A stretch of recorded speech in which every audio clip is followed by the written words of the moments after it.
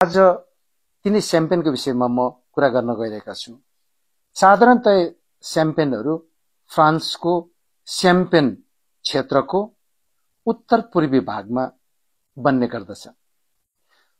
यसको सुरुवात रोमन साम्राज्यबाट सुरु भए तापनि लगभग 17, 18 र 19औं शताब्दीमा यसको गुणस्तरको विषयमा सबैभन्दा राम्रो परिवर्तन भएको छ।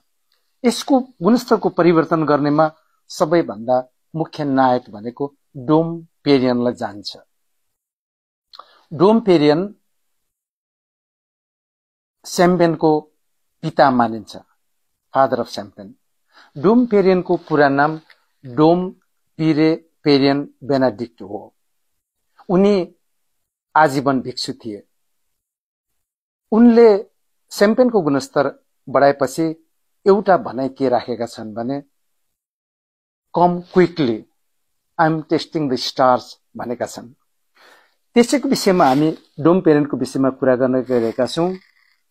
साधारणतया डोम पेरियन 3 प्रकारको बोतलमा आउँछ।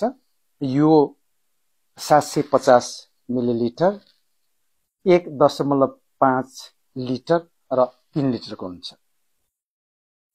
यो स्याम्पेनहरू भिन्टेज हो। भिन्टेज भन्नाले जुन वर्ष खेती गरिएको अंगुर अथवा हार्भेस्ट, एकै वर्षमा हार्भेस्ट गरिएको अंगुरबाट, टिपेको अंगुरबाट बनेको भिन्टेज र 2 भन्दा बढी वर्षहरूबाट मिसाएर बनेको चाहिँ नन भिन्टेज हुन्छ। डोम पेरियनको जन्म 1638 वा 1639 मा भएको हुनुपर्छ, तर उनको मृत्यु भने 1715 मा भएको थियो। उनी जुन समयमा जन्मे सोही समयमा राजा लुई 14 फ्रान्सका सबैभन्दा खतरनाक राजाको पनि जन्म र मृत्यु पनि सँगसँगै भएको थियो 1715 मा। लुई 14 आई एम द स्टेट अथवा राज्य भनेको म हुँ भन्ने राजा हुन्। उनले 72 वर्ष 110 दिन शासन गरेका थिए। तर उनी पछाडि बेलायतको हजुर महारानी एलिजाबेथ दोस्रा र थाइल्याण्डका राजा भूमिपत्रले 70 वर्ष राज्य गरेका थिए। स्याम्पेनमा जाउँ।